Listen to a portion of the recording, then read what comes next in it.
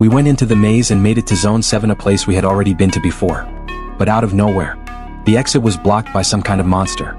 I let out a roar and rushed at the monster first, while everybody else fought like crazy, grabbing their weapons and hitting back with everything they had. Together we drove the monster over the edge into the abyss.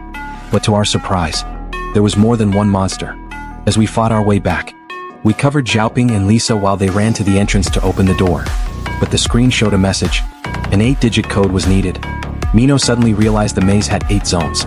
Following his lead, we entered the numbers one by one in order.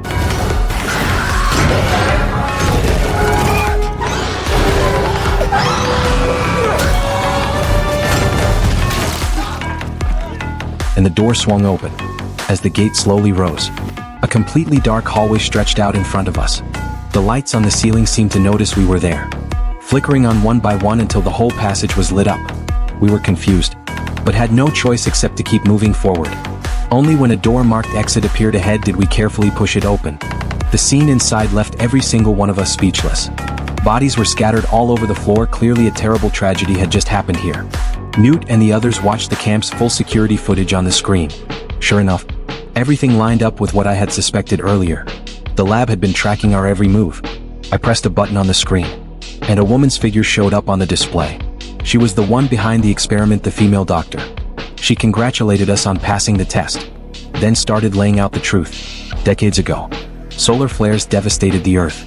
Countless people died in fires and from starvation.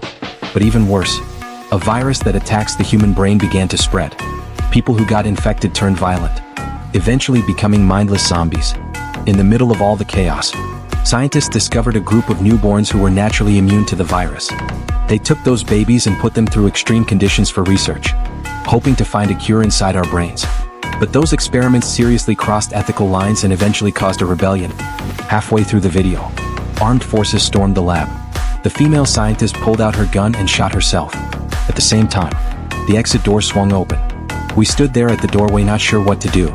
The outside world might be even harsher, but we didn't have a choice. Just then Yali suddenly appeared. He had been stabbed by a monster and had gone completely crazy. He raised his gun to stop us from leaving. At the last second, Menino drove a long spike through his heart. The immediate danger was over.